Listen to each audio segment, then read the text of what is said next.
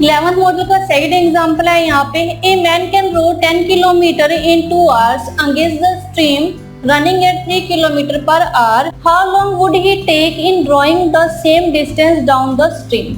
एक आदमी 3 kilometre per our की स्पीड से चलने वाली स्ट्रीम के अगेंस्ट वो 2 घंटे में 10 किलोमीटर दौड़ सकता है।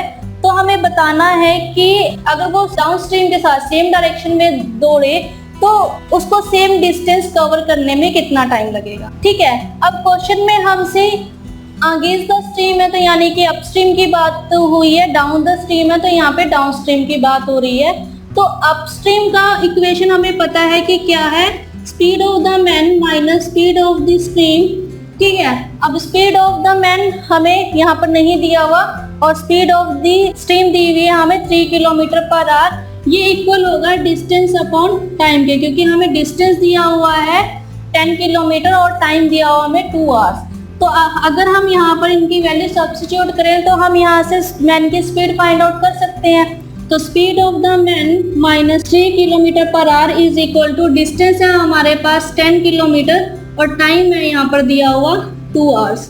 तो अगर हम इसको सिंप्लीफाई करें तो यहाँ से स्पीड आएगी मैन की 10 डिवाइड बाई 2 5, तो 5 प्लस 3, तो स्पीड आई मैन की 8 किलोमीटर पर आवर। तो यानी कि यहाँ पर जो मैन की स्पीड है वो है 8 किलोमीटर पर आवर। लेकिन हमसे क्वेश्चन में पूछा गया है कि अगर वो डाउन स्ट्रीम में रनिंग कर रहा है तो उसे कितना टाइम लगेगा।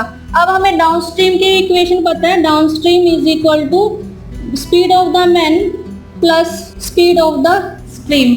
ठीक है, अब ये इक्वल होगी डिस्टेंस अपॉन टाइम के, क्योंकि हमने यहाँ पे टाइम को फाइंड आउट करना है। तो स्पीड ऑफ द मैन हमने अभी फाइंड आउट किया 8 kilometre per hour plus speed of the stream है 3 kilometre is equal to distance है हमारे पास सेम डिस्टेंस कवर किया उसने तो 10 किलोमीटर डिवाइड बाई टी हमने यहाँ पर फाइंड आउट करना है। तो अगर हम इसको सिंप्लीफाई करें तो t is equal to 10 by 11 hours, यानी कि अगर वो डाउन द स्ट्रीम रनिंग कर रहा है तो उसको टाइम लगेगा 10 बाई 11 आवर्स। तो इस तरह से आप इन क्वेश्चन को सॉल्व कर सकते हो इक्वेशन की हेल्प। सिंपली इसमें अपस्ट्रीम और डाउन स्ट्रीम की इक्वेशन को यूज किया गया है। तो ये था हमारा topic speed, time and distance. इस पर आप अच्छे से प्रैक्टिस कीजिए। मिलते हैं अगले सेशन में। Thank you.